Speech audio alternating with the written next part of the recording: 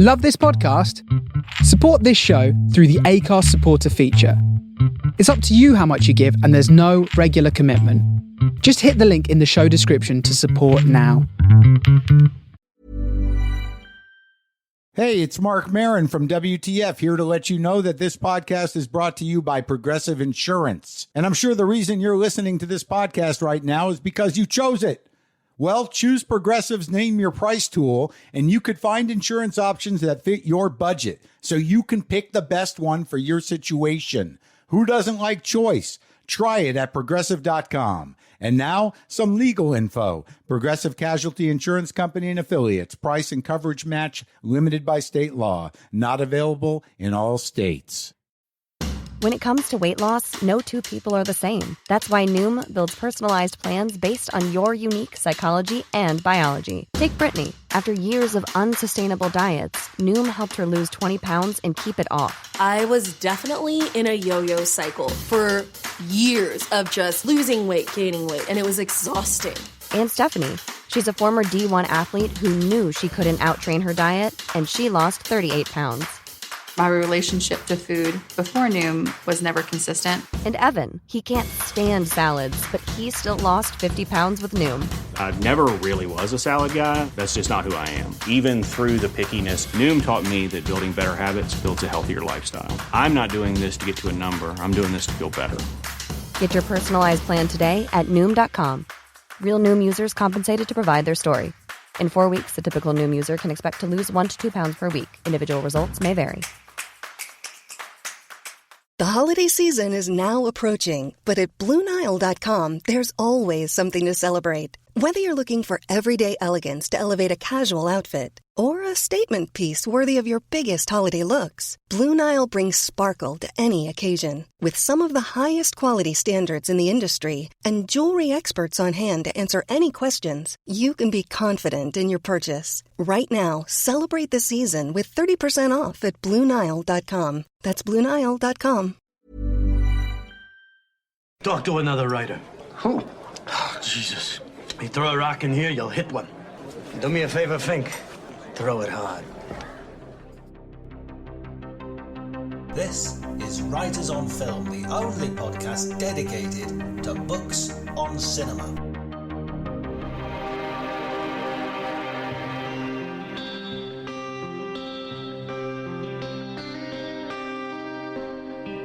Hi everybody, my name's John Bleasdale. I'm a critic and writer on film, and today I'm going to be talking about 1980s comedy with Nick de Semlyen. Nick is a features editor at Empire magazine, and his work has appeared all over the place, Rolling Stone and Stuff and Time Out as well. But he's also the writer of a book which I'm really excited to talk about. Wild and Crazy Guys, How the Comedy Mavericks of the 80s Changed Hollywood Forever. There's no getting around it. The comedies of the 80s were some of the best films Hollywood produced in that weird decade. The likes of John Belushi, Dan Aykroyd, Rick Moranis, John Candy, Chevy Chase, Steve Martin, Bill Murray, and Eddie Murphy, to name but, well, all of them. If you enjoy the episode, please like and subscribe. You can follow me on Twitter at Dr. Jonty, DRJONTY. But before you do any of that, please enjoy the conversation.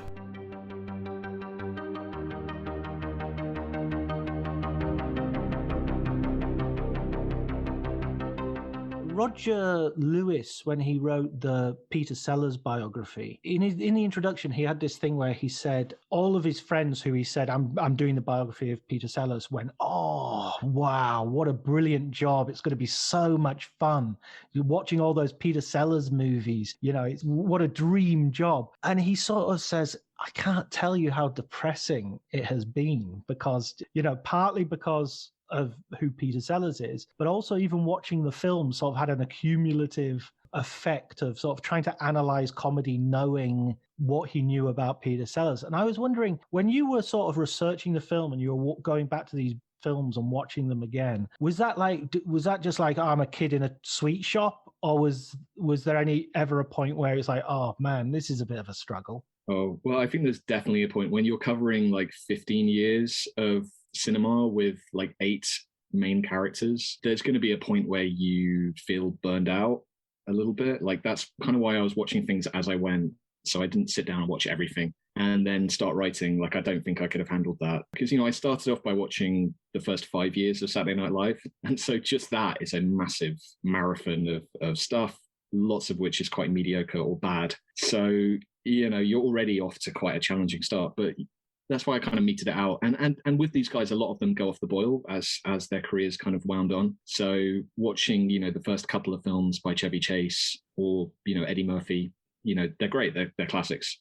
And then as they go on in time, generally the films sort of get worse. I mean, there are people like Dan Aykroyd where he was kind of pinballing between a classic and a disaster and then back to a classic, and in a really interesting way that you just never knew what the hell was going to come of it. But yeah, when you're covering that much, it's a lot to watch. So there's inevitably going to be patches where you are questioning your life choices. I think halfway through Modern Problems, I was probably having a midlife crisis myself. Talking about Saturday Night Live, do you still watch Saturday Night Live?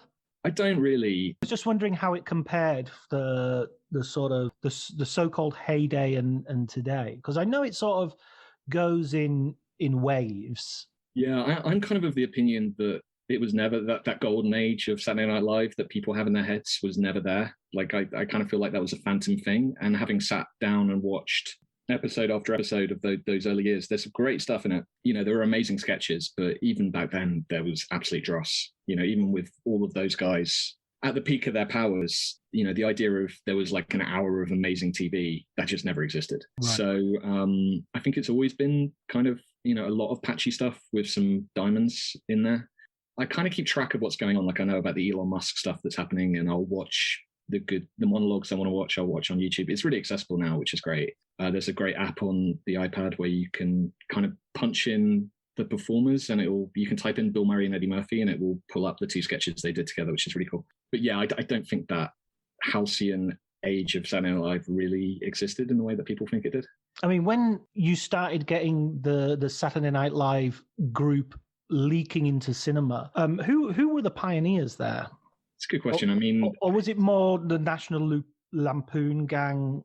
And then, there was quite a lot of crossover, wasn't there? Yeah, there was. The kind of the starting point for it all was Animal House, which was the National Lampoon guys writing a movie, and then Belushi ending up on it, and John Landis getting involved. And so there was this interesting kind of cross-pollination of things, which then went on, and all the interesting little collaborations you get along the way. Belushi was amazing in that film. He wasn't particularly a creative force behind it, and Blues Brothers was much more his creation and Aykroyd's creation. There were people like Eddie Murphy who ended up in the right film at the right time, but then there were people like Dan Aykroyd and Steve Martin who were actually writing their own stuff. And yeah, they were much more the kind of the pioneering forces, I think, because they were envisioning the characters, building a vehicle around them. And so they were kind of driving it. Whereas I think Eddie Murphy was much more, he was good at picking stuff in the early days, but he wasn't really creating the stuff himself. What sort of attracted you to looking at this period and these films? Was it from your own sort of viewing habits when you were growing up? Yeah, definitely nostalgia. These were the movies, not all of them. Modern Problems I did not watch as a child, but Ghostbusters was massive for me. I was not allowed to watch Ghostbusters on my 6th birthday, and I'm still furious about it. You were supposed to go to the cinema to see it, and no, I was 4 when it came out, so I missed that. I did not see Ghostbusters on the big screen. I have seen it on the big screen now. In fact, I've seen Secret Cinema Ghostbusters, which was pretty fun. But no, I wanted to watch it on VHS, and I was not allowed because it had ghosts in it. For that reason. Yeah, it is kind of creepy. I'm going to make you very jealous now. When I saw it, and I brought this up in a previous episode as well, so this is going to be a well-worn story by the time we finish. I saw it in Barrow-in-Furness in the then Astra Cinema, and it was packed, absolutely packed on a Friday night, and they were dancing in the aisles during the theme song, so much so that they stopped the film, and the manager came out and said, look, if you're not gonna sit down in your seats, we're gonna show you making cheese in Belgium. Or something, some sort of terrible because this was still the time of the B movies, so they would put these little submarine building in Vickers, and off you go. So it it was as close to the sort of rock around, what was the Bill Haley Rock Around the Clock? Yeah. That sort of juvenile delinquency in the cinema. I've heard the legends of people singing along to the Ghostbusters song. I've not witnessed that happen, but I'd like to imagine the cinema manager at the place you're at being forced to dress like Stay Puft Man, just to kind of. I would have loved to have seen Ghostbusters when it came out, and Beverly Hills Cop as well. I mean, both coming out the same year, and apparently Beverly Hills Cop, people were screaming and the full hysteria.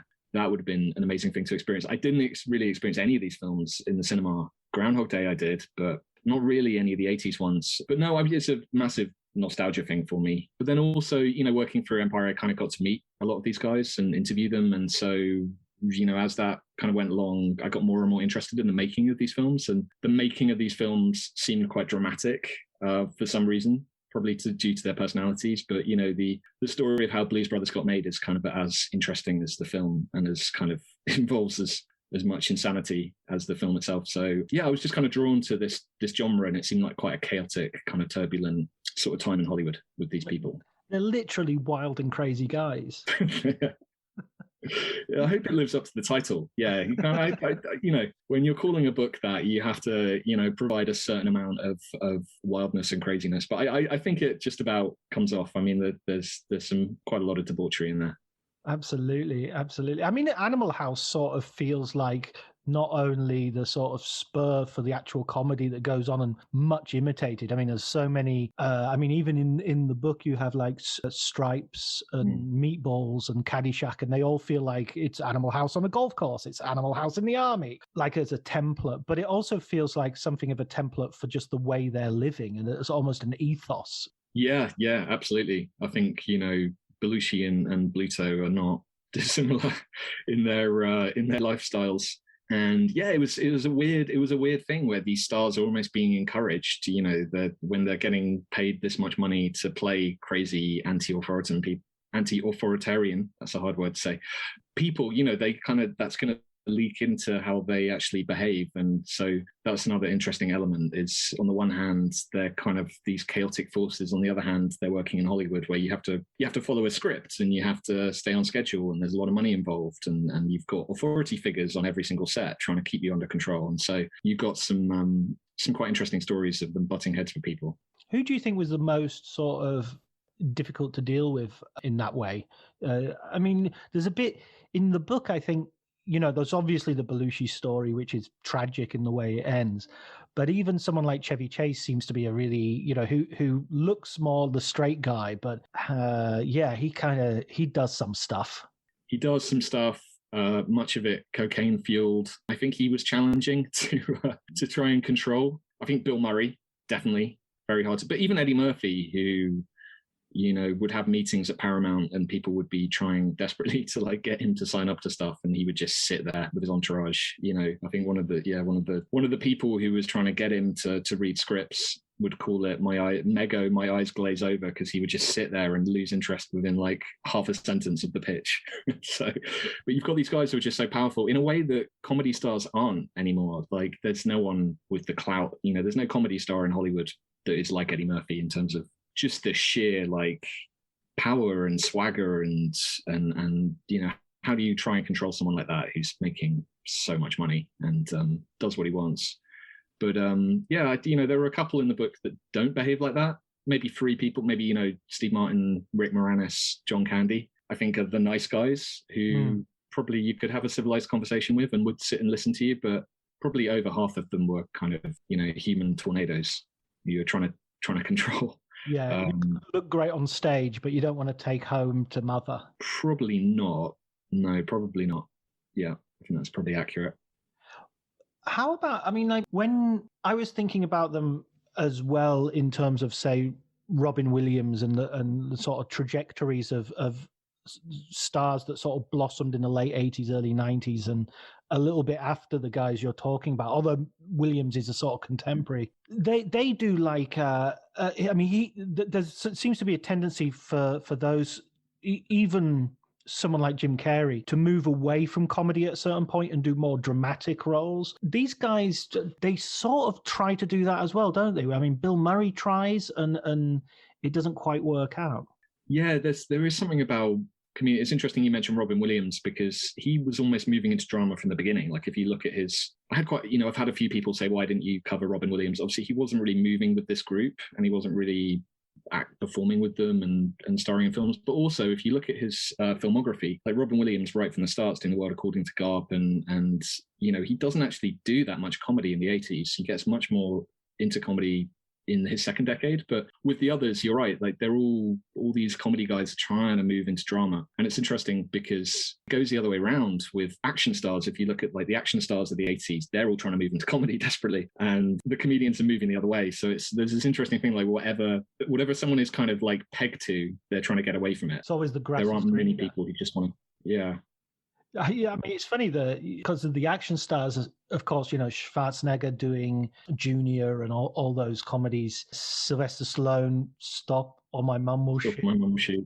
But even Bruce Willis, I remember Bruce Willis being in Die Hard and thinking, what's the guy from Moonlighting doing in Die Hard? I mean, I thought it was, yeah, I mean, look, bless my prophetic soul. I thought, wow, he's making a fool of himself trying to be this action hero.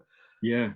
I think a lot of people thought that. They took his face off the poster 2 weeks before the film came out. And really? Yeah, the original poster was Bruce Willis's face big with a little Nakatomi Plaza next to him, and it tested the worst of any poster that Fox were doing. And so they did another poster that was a giant building with a tiny Bruce Willis, and that was the poster that went out. And then, after the film came out, they then put the original poster out because it turned out it worked. But that's how kind of people, and then obviously Bruce Willis did comedy, got out of comedy, and then went back to or tried to get back to comedy with like Hudson Hawk and things, which didn't work. So yeah, it's always interesting watching people try and flip from one thing to another.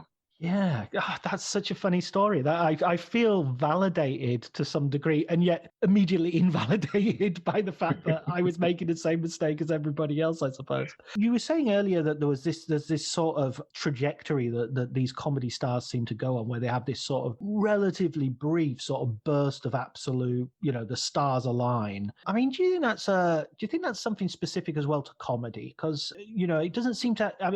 Anthony Hopkins, you can go back to Magic and then forward to The Father, and he's pretty much always there. But with someone like Will Ferrell, you're sort or Chevy Chase, you're sort or Eddie Murphy, you're kind of going 1, 2, 3, and you're done. And that's you've had your 4 or 5 years of real peak Hollywood bankability, and then the projects get worse, and there's occasional renaissances and bowfingers and late blips, but you got to wait for the donkey to come along in Shrek. It's weird, isn't it? Like the bigger a star gets, the more they get kind of stuck in doing one particular thing. Whereas Anthony Hopkins is obviously massive, but he's not Eddie Murphy, so he can experiment with his persona. Not that but he can play a serial killer, then he can play a butler a few years later and people will accept it. Whereas I think you look at Eddie Murphy and when he tried to do something really experimental, generally people weren't interested. Not that I don't think he particularly was experimental, but Steve Martin, for instance, he did The Jerk and everyone kind of knew him for doing that kind of shtick on stage. And then when he tried to do like a musical, or he tried to do this, or tried to do the film noir thing, like nobody knew what to do with it. They were like, can you go back and do The Jerk again, which he didn't want to do. Yeah, it's interesting. I mean, what I liked about these guys and what makes writing about them interesting generally is that they were trying to experiment all the time. They weren't just doing the same thing, or at least they weren't for like 10, 15 years. And then I think after that, they all just basically, started doing the same thing. But there was so much experimentation. It was almost like they were trying to reinvent themselves every time out. Yeah, I mean, that definitely feels like in this period. And the sort of, I hesitate to use the word sort of like intellectual, or the sort of mad genius that emerges from the book, I feel is Dan Aykroyd, because he's the one sort of behind the scenes and in front of the cameras, sort of writing huge scripts. Didn't he write a massive script for Ghostbusters? 4 hours long. It would have been 400 pages or something. Yeah, his original Ghostbusters was deranged. That was the one that had people driving around in a refrigerator repair truck, and they were going to other planets. And I mean, I would love to read that draft. I don't know, even Ivan Reitman doesn't seem to have a copy of it. I imagine Aykroyd has one, but it's never been made public, that original Ghostbuster script, I don't think. Has it never leaked onto the internet or anything? No. Maybe I'm wrong about this. I'll have to check. I'm going to check. But his original Blues Brothers script was like, famously so massive that they put it in a phone directory sleeve, or he put it in a phone directory sleeve, and then he lobbed it over the fence of the producer. But he, which suggests that he has a sense of humor about it, which is good. But yet he still writes this script that is so unwieldy. He knows that it's way too long, but he just doesn't care. It's almost worse because he knows it's way too long and makes a joke out of it, but yet he still goes, "Here you go, film this." Yeah, I would love to read that original version as well. I think they did film some of it. It's kind of there as deleted scenes, but I mean, he is just out of control. Like, his imagination is absolutely out of control. And, I kind of argue in the book that he needed someone to rein him in. So I think on Ghostbusters, he had Ivan Reitman to rein him in. And on Blues Brothers, he had John Landis to rein him in. And then when you get to Nothing But Trouble, there's no one there because he's directing it as well. And so you end up with this just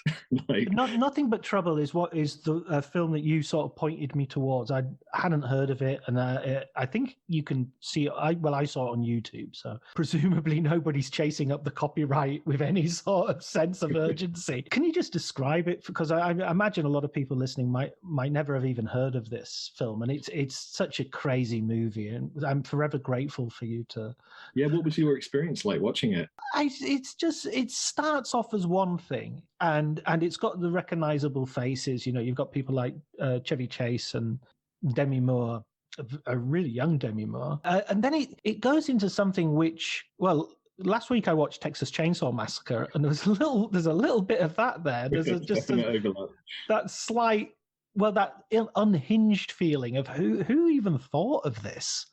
Yeah, well, like Ghostbusters, it started with what Dan Aykroyd claims is reality. He obviously believes in ghosts and has many stories, and I've been privileged to speak to him and hear some of these stories, and he's so serious about it. It's not like ghosts is like a fun, silly thing for him. It's like he absolutely believed that he shared a bed with the ghost of Mama Cass, in the early 90s, and he will tell you about the 17 spectral spirits he's encountered and all this. But he claims that Nothing But Trouble started with him, when he was pulled over by he was driving through a creepy wood when he was doing Saturday Night Live, and a justice of the peace, some kind of sort of creepy judge, took him to the house, and he thought he was going to be dropped through the floor, and he was genuinely scared for his life. It was like 2 a.m, and so he kind of imagined, but in a way that he describes it, like he genuinely thinks that it probably was the case that there were creepy goblins and stuff under the floorboards. So he turned that into a film and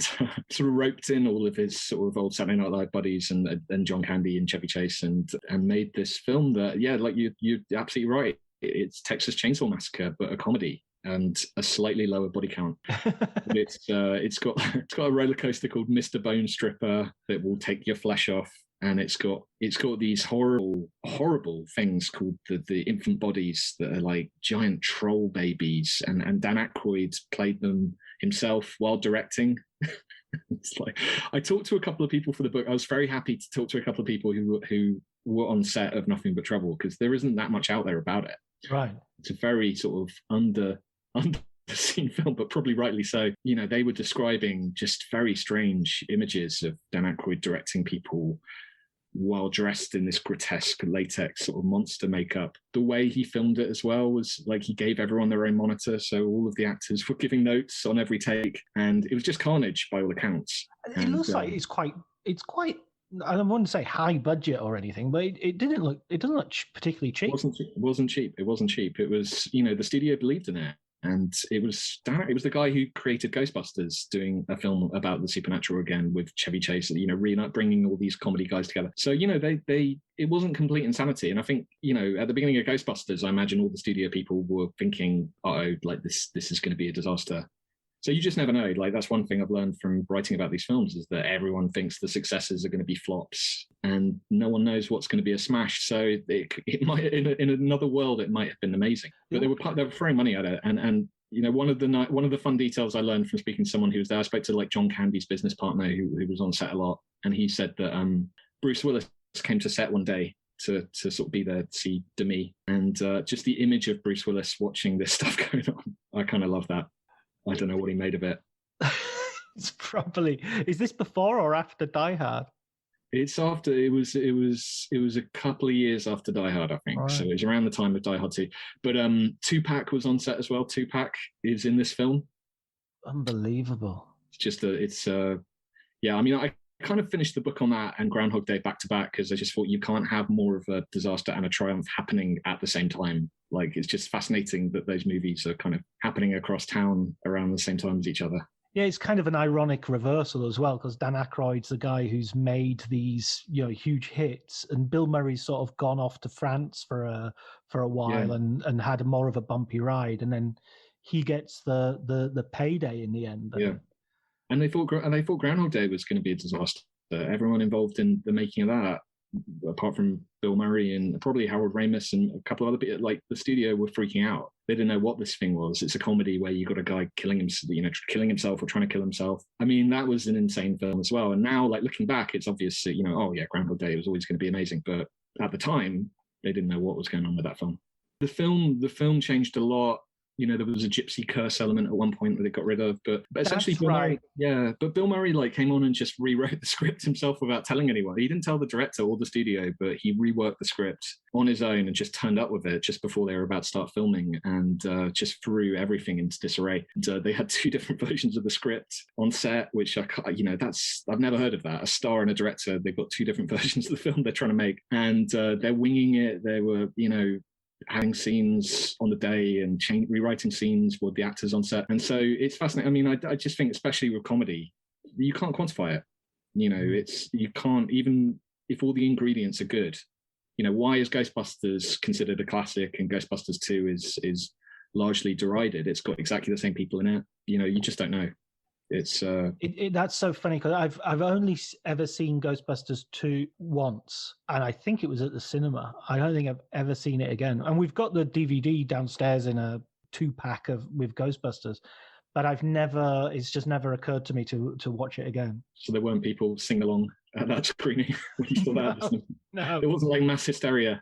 I really like Ghostbusters 2. I'm much mocked in the Empire office, or the Empire Virtual Office as it is these days, for my Ghostbusters 2 championing. Like, I genuinely, look, I've said it, but I probably don't stand by it. I have said before that it's better than the first one. I don't think that's necessarily true, but I do think there are elements of it that are better than the first one. I'll just edit out that last bit and just leave you saying I stand by it. Vigo is a better villain than Zool. I stand by that. Oh yeah, no, I can. That's the only element I remember. Vigo the Carpathian. So the fact that I can remember it after one viewing shows something. The courtroom scene is great. Anyway, that's a different podcast. Me championing or attempting to champion Ghostbusters 2. Even a podcast series. It could be. You'd expand that into a series.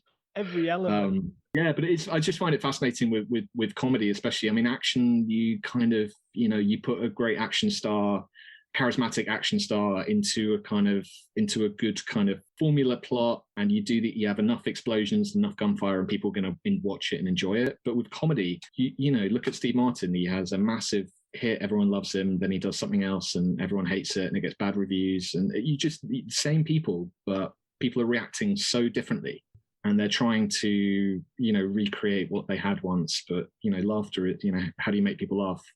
And also the fact that with comedy, repeating yourself, a joke isn't funny the second time round. So it's not like action where you can do another keep doing Terminator films and they'll be hits. Like, you can't keep doing the same comedy because eventually the joke gets old. Yeah, I would maybe push back on that Terminator.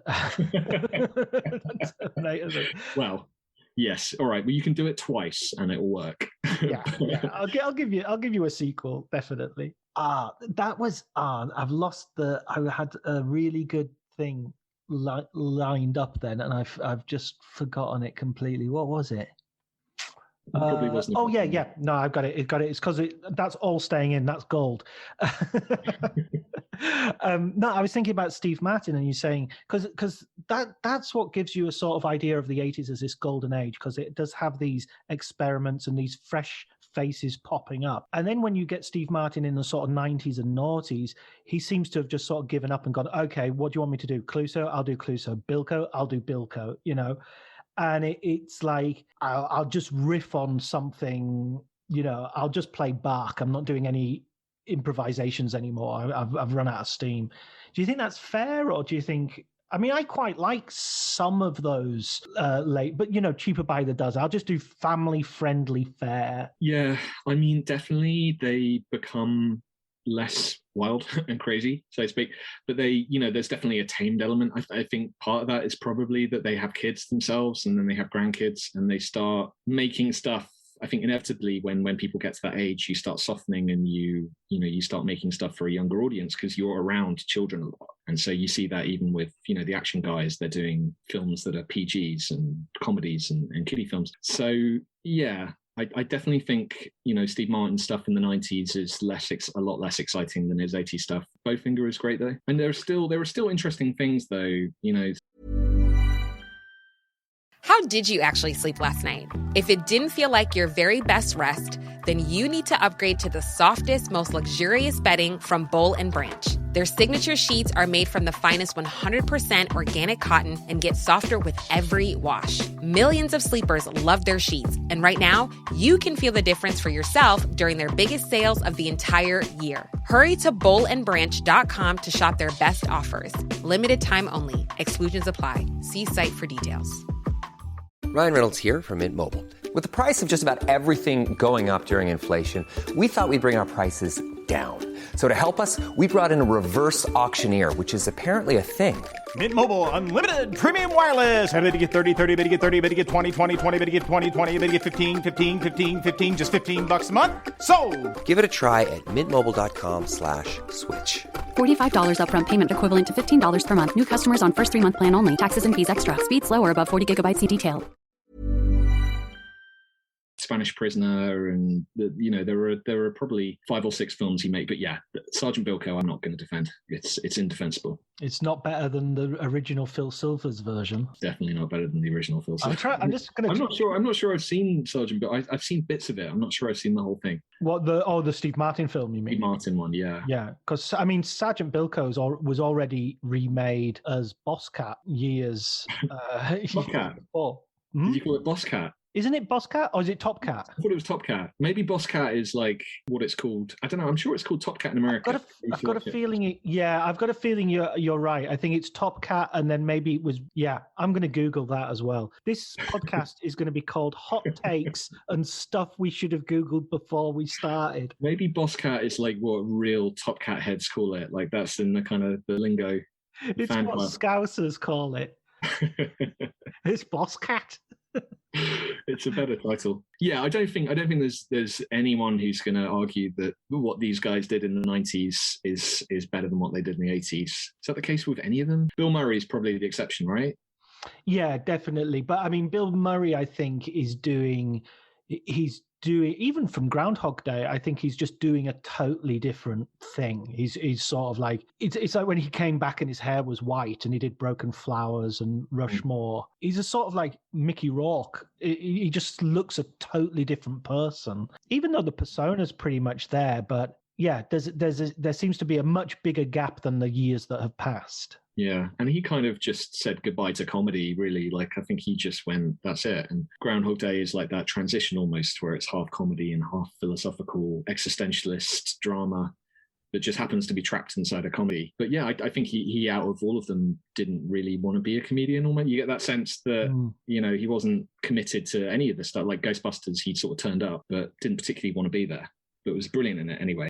That's it. I mean, that's his charm, isn't it? If Belushi is manic energy and Aykroyd is the hokey, weird one, then Murray is that sort of cool indifference, which ends up stealing the show. Yeah, he's the guy who wants to be anywhere else. He's the guy who's got his, headed to the exit. You can't hold him anywhere. He's the cool guy you want to stay at your party, but he's got somewhere else to be, so he's saying goodbye. And so there's that sense of him, which absolutely became him in real life. Is he just the guy that can't be pinned down? He'll just turn up where he wants to. You can't, and it's the same, trust me, it's the same with trying to interview him. I was very lucky. I was going to ask, did you get invited to the party or was he out the door before you No, I was extremely lucky. I was very, very lucky. I was in Cannes, and it was the year of Moonrise Kingdom, and there was a junket, and I was there to interview Wes Anderson and the kids from Moonrise Kingdom, but not Bill Murray, because he was doing like 2 interviews that day, or 2 interviews in the whole of Cannes, but he was basically just there for the premiere. And I found out he was doing 2 interviews by talking to some of the publicists, and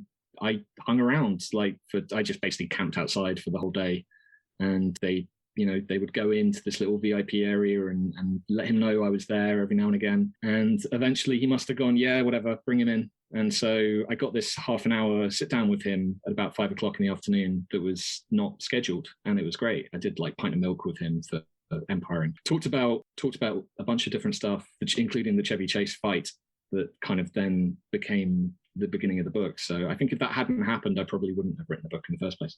Oh wow, that's your inciting incident. It was the inciting incident. It was that he talked about it. I hadn't read him talk about it anywhere else. It's quite a famous incident in some circles, but I hadn't heard him talk about it. And he said some interesting stuff. And then that was it. That was in 2012 or something. And then it kind of just stuck in my head. And then a few years later, I was like, that's the beginning of a book.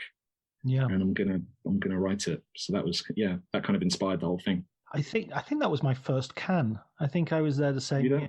Yeah, because I remember being slightly unimpressed by Moonrise Kingdom. Not disliking it or anything, but just like it's Wes Anderson doing Wes Anderson, and there's not, I've already seen this. So yeah, I know what you mean. I haven't rewatched it. I did like seeing Bruce Willis doing that.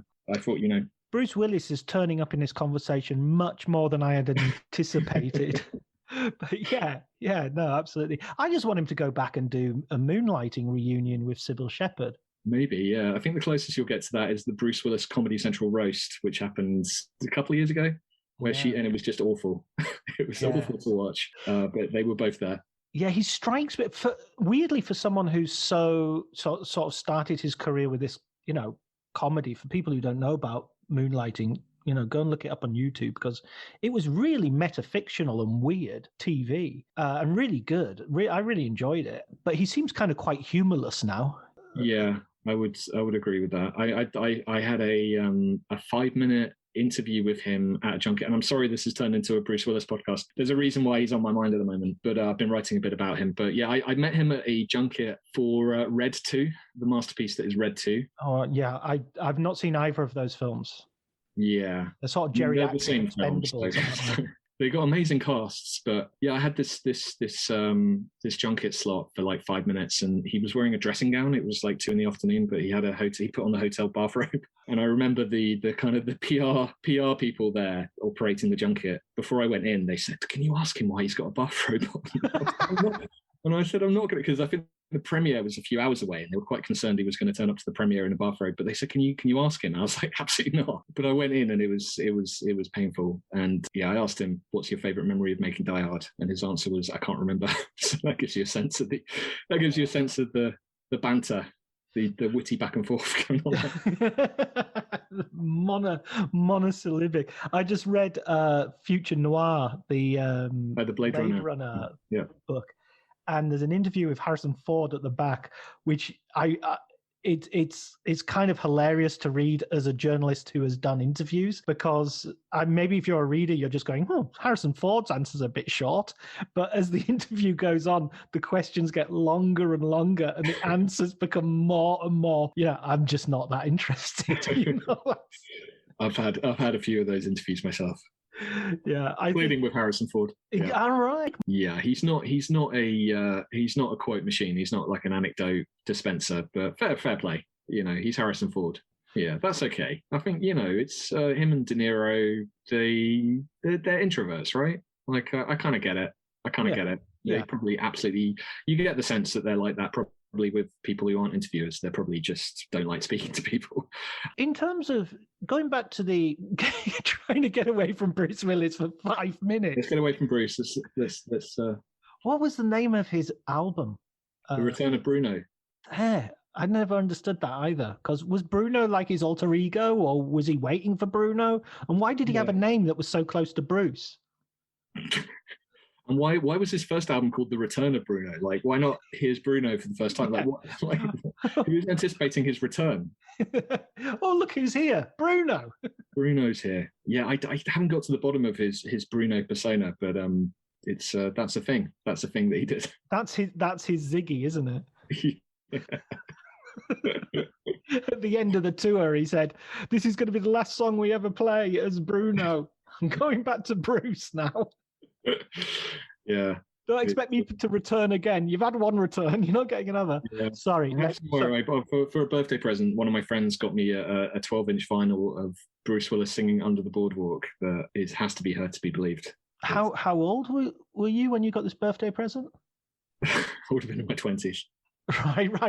It wasn't when it came out. I was going to say, because I thought it was... Because I remember from a charity shop. It was from a charity shop. Right, okay. The charity shop birthday gift. What wonderful friends we have. Most of Bruce Willis's musical output can be found these days. It's probably quite valuable for its rarity in an unsmashed state. Going back to the 80s and let's get away from Bruce for a few seconds.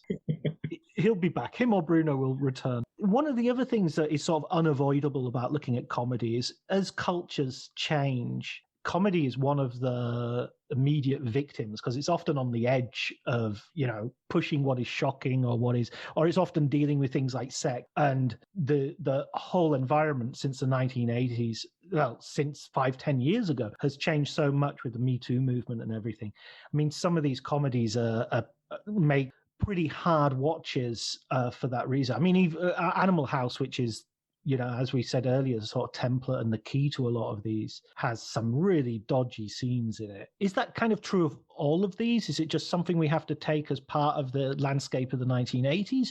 Or are there some which were actually quite, looked ahead a little bit more, have survived and weathered a bit better? Yeah, I mean, it's a really good question. As you say, a lot of these films, even the PGs, have got stuff which is questionable, whether it's language or whether it's sort of the way that sex scenes are portrayed or the way, the Animal House, I immediately think of the scene where, John Belushi is spying through the window as girls are getting undressed at this sorority house, and there's a comedy erection. Of course, there is. But then I don't think which pushes him off he's on a ladder. Away from the building. I can't remember if there's a sound effect in my mind. There's a sound effect. There probably is. Yeah, I mean the one that gets talked about maybe the most, well, certainly people I know, is the Ghostbusters, the spectral blowjob, as Ivan Reitman puts it, which is the montage of one of the montages in Ghostbusters, a film for kids or a film that is accessible to kids or marketed at kids. Dan Aykroyd's character, that the sheets are pulled back and you see he's clearly getting a blowjob, and then it cuts to like a female ghost hovering above him. So I remember that scene. Yeah, that is in Ghostbusters. That made it through. And he doesn't get slimed though, does he? Because that would be. There's no slime in that. The ectoplasm is. There's no ectoplasm. There's a lot of dubious stuff, but not enough. I would say those things wouldn't be sufficient to never watch the film again. I think Revenge of the Nerds is one where I just couldn't watch that film again because there's the scene in it where one of the nerds has sex with this girl and she thinks it's her boyfriend because it's in the dark, and he basically tricks her into having sex. It's just so sort of icky and whatever. But yeah. Sort of leading on from that question, in terms of the sort of the changing sexual mores and cultural norms and whatnot. And also, by the way, I noticed I watched Gremlins 2 for the first time ever, like a year ago or something, and they smoke in the office. There's it's a kids' film and they're smoking in the workplace. It's just, the Gremlins do, or the humans do. No, the people like. Oh right, I was going to say you can't criticize Gremlins for they're going to smoke every chance they get. Yeah, no, I mean I'm not not that much of an idiot to say, well, these Gremlins are real vandals. Are we supposed to like these? They're terrible role models. Are they the heroes? Yeah, the 80s. I mean, the Ghostbusters smoke as well, which you kind of always forget about, and they're just they're all like chain smoking. Made like maniacs, but that was the 80s. God bless the 80s. Actually, I remember the Gremlins, the first film, being quite controversial at the time because there was a bit of concern about it encouraging drink driving. Again, was it the Gremlin driving the plow? Was he? Yeah. I remember, well, this is a real flashback, but I remember Jonathan King doing his Entertainment USA show and reporting this story of like there's a sort of the government is worried, and I think I might be making this up, but I think they actually had to sort of do a Gremlins PSA about don't drink and drive. It's not funny, as a way of kind of eliminating any sense of scandal or that they were giving a bad message. They should just say, don't do anything from the film Gremlins. Nothing in that film should be replicated. Absolutely. Especially don't feed them after midnight and don't add water. Yeah, don't buy any unidentified creature from Chinatown. Just don't do any of it. I love that film. And talking of like books, I read the novelization of both Ghostbusters and Gremlins because those were our video cassettes essentially before video cassettes. I remember the novelization of Ghostbusters is all in the present tense. Really? Yeah. That's interesting. It was such a weird read to just be going. I think maybe they just wrote out the treatment or something. But that's interesting. I remember it being kind of quite odd as a kid reading it and going, aren't books supposed to be in the past tense? Was the ghost blowjob in the novelization? Do you remember? I tell you what, I bet there was, because those novelizations tended to be a little bit risque. Yeah. You know? The Terminator one famously has like a very lurid sex scene, which Chris Hewitt often quotes to me at length. Yeah, it's unpleasant. He may have written it, but yeah, they do kind of go off on one. William Cotswinkle wrote the E.T. novelization, and Cotswinkle was an actual novelist. He's a renowned novelist, and I think maybe they gave him the job as a friend of the family or something, just as a big money day. And if you read the novelization, it's actually really good, but it's got lots of things about nipples and stuff in it that, as a kid reading, the age group that you would expect to read that sort of thing, wasn't ready for it. Yeah, that wasn't necessarily appropriate. But anyway, following on from what we were saying earlier, also it's wild and crazy guys, isn't it? I mean, there don't seem to be many female figures here, although there were some female comedians. It's not. They didn't seem to make it so much into the big time. Why was that? Was that just the usual story, or was it particularly hard for comedians? Yeah, it's interesting because it just, I would love to have written about some female stars, if nothing else, just kind of make it more interesting. But Gilda Radner, would have been appearing in big budget films, and it just didn't happen, like, for whatever reason. And I'm sure sexism was a major part of it. I think that was it was like a boys' club, really. And so, there were funny women on Saturday Night Live, Lorraine Newman and, Jane Curtin, who kind of appeared in Coneheads later on with Aykroyd, but they didn't really, it was a boys' club thing. The Ghostbusters are four blokes hanging out. Stripes is set in a very male world. The first one is the recent remake changed that. Of Ghostbusters. Yeah. I think it's got some funny stuff. I like the remake. I'll go on record. I'll say it's better than Ghostbusters 2. I don't think that's controversial, but it is with me. Yeah, it's a bit of a shame because it's great that these very funny women get the kind of lead roles, but weirdly, I think Chris Hemsworth is kind of the funniest character in the film. He gets the kind of Rick Moranis role of just coming in and just being insane in every scene. But yeah, it's a shame that it's fine. I just wish it had been funnier. I wish that they had got another film. A lot could have come of that if it had done better. There was a very toxic, group of people reacting to it who took against it because they were women. It's fine. It's like a freestyle comedy. I think it's got some really funny stuff in it. I really didn't mind it. I just thought it fell apart in the last 30 minutes, and it just became a really, I think big Hollywood comedies, there's a tendency to basically turn them into action movies in the same way a lot of action movies turn into comedies. And I found that final battle kind of as boring as many last acts of action movies where you're going, okay, the premise was good, but you're just blowing stuff up now. It had a very improv-y kind of feel to it, largely because they were improvising it. And, I got to go on the set and watch them literally doing alts. I don't know. I think the thing about the original Ghostbusters is because Aykroyd was taking it so seriously, it wasn't just gobbledygook. It was like there was, he was researching real mythology, and it felt like there was a genuinely kind of scary drama happening, but they were just doing comedic riffs on it.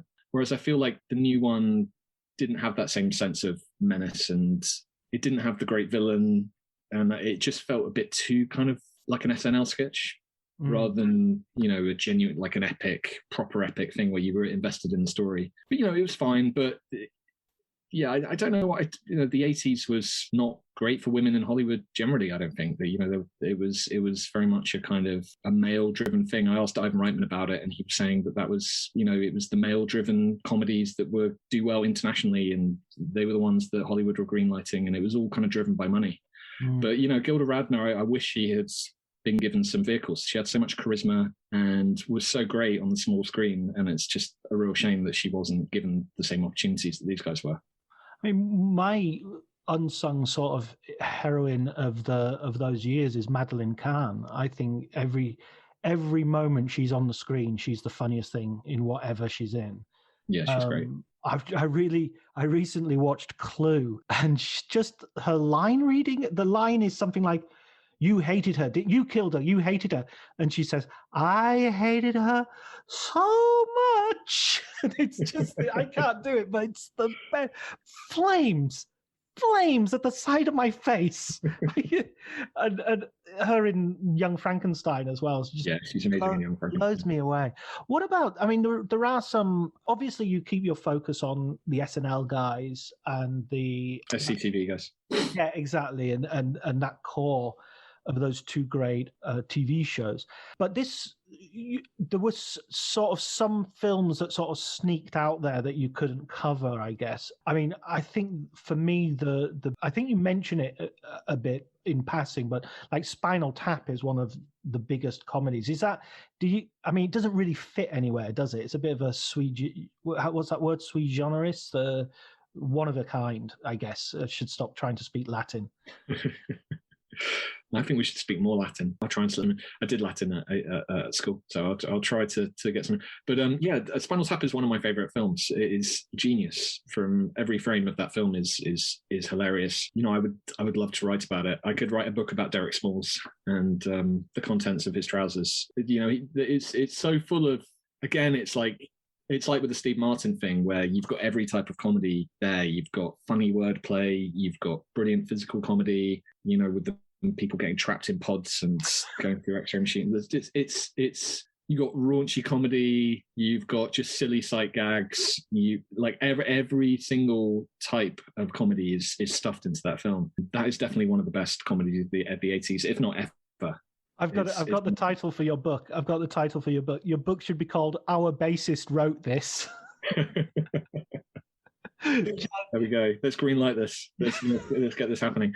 But that is an absolutely brilliant comedy. But yeah, you're right. Like Christopher Guest didn't really come through in the same way. Like he didn't become a big A-lister. They weren't kind of greenlighting movies. I guess that's what these 8 people I was tracking kind of had in common, is that they were all having movies, greenlit based on them starring in it. Even Rick Moranis, it just seems insane that, I mean, he's a brilliant comedian and the nicest guy in the world, but the fact that he became an A-lister is just kind of brilliant and wouldn't happen these days, I don't think. Yeah, I would struggle to think of someone who was. I guess Steve Carell is maybe in the kind of the Rick Moranis mold of someone who's a little bit sort of geeky looking and not your dashing A-lister guy, but became a huge comedy star. I don't know. Yeah, just the fact that he was so huge, as big as he became, is amazing. So Christopher Guest kind of did his own thing, and he obviously created his own kind of genre of comedy and has done brilliant film after brilliant film. But yeah, didn't quite fit into the mold.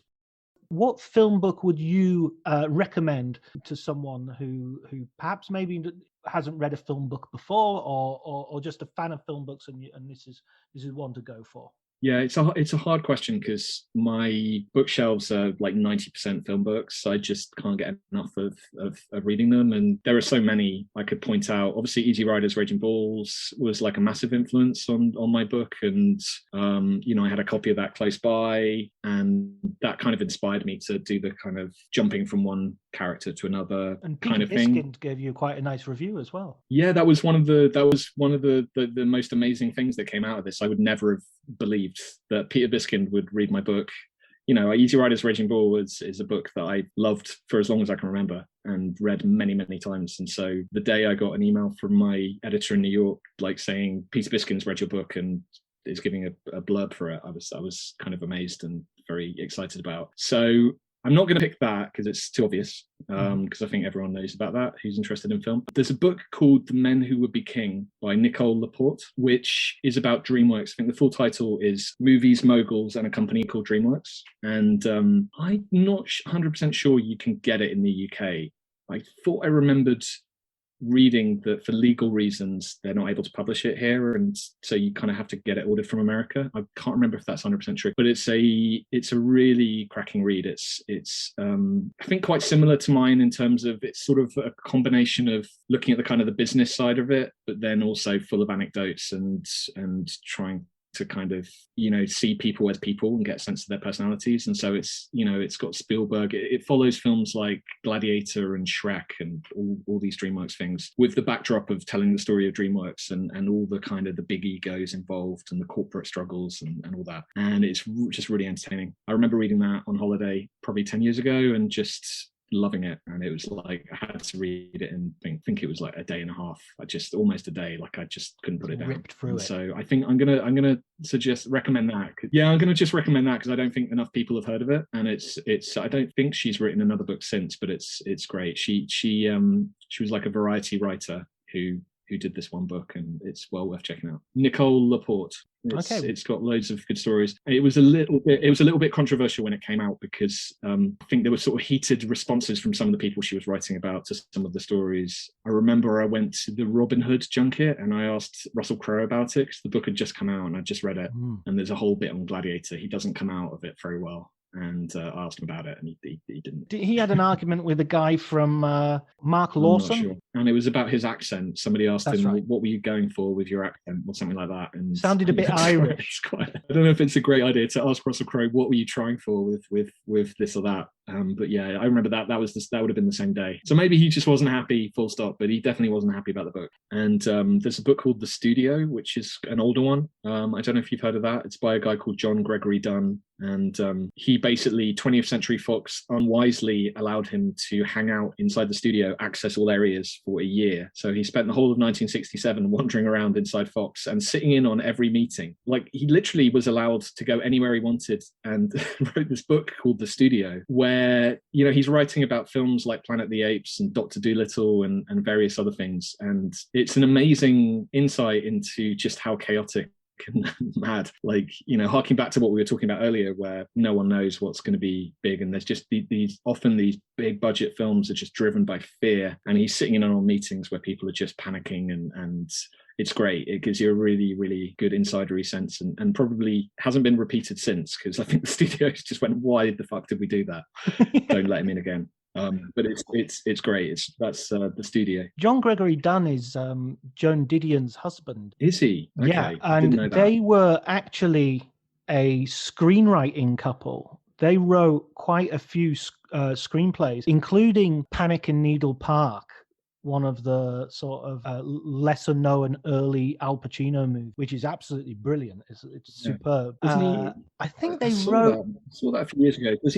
Does Al Pacino not throw a dog into a river in that? I don't remember that scene, but it's possible. I mean, it's fairly gritty stuff. And I think they also did that one with Robert Redford and Michelle Pfeiffer, quite later, like in the 90s, one of his later romantic films but they did a fair share of sort of quite successful screenplays. They wrote A Star is Born, the Chris Christopherson version. And also his nephew is Griffin Dunn from from After Hours. Yeah, After Hours and American Werewolf in London. Good trivia. Your John Gregory Dunn trivia game is strong. Nick, it's been an absolute joy. It's been really good fun. But yeah, no, thanks for having me on. It's been fun. It's been good to largely talk about Bruce Willis, but occasional detours into other topics. Absolutely, and I hope everyone will go out and buy your book if they haven't already, because it's brilliant. It's a really good history of the 1980s comedy boom.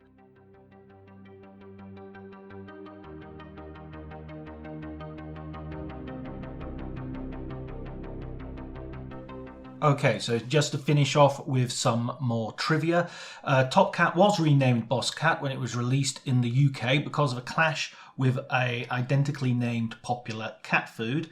The Gremlins did release a drink driving awareness campaign, and the books which Nick recommended were The Men Who Would Be King, an almost epic tale of moguls, movies, and a company called DreamWorks by Nicole Laporte, and The Studio by John Griffin Dunn. So that's all from us today. Thank you very much for listening, and please remember to subscribe and like and spread the word. Till the next time, take care.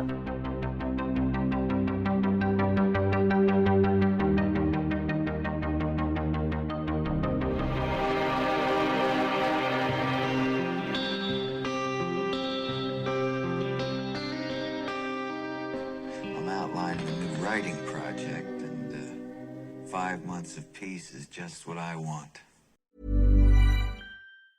1-800-Flowers.com knows that a gift is never just a gift. A gift is an expression of everything you feel and helps build more meaningful relationships. 1-800-Flowers takes the pressure off by helping you navigate life's important moments by making it simple to find the perfect gift. From flowers and cookies to cake and chocolate, 1-800-Flowers helps guide you in finding the right gift to say how you feel. To learn more, visit 1-800-Flowers.com/ACAST. That's 1-800-Flowers.com/ACAST. This episode is brought to you by Progressive Insurance. You chose to hit play on this podcast today. Smart choice. Make another smart choice with Auto Quote Explorer to compare rates from multiple car insurance companies all at once. Try it at Progressive.com.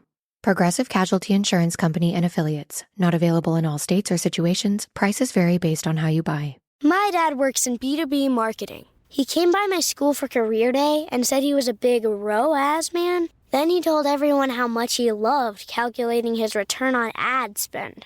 My friends still laugh at me to this day. Not everyone gets B2B, but with LinkedIn, you'll be able to reach people who do. Get a $100 credit on your next ad campaign. Go to linkedin.com/results to claim your credit. That's linkedin.com/results. Terms and conditions apply. LinkedIn, the place to be.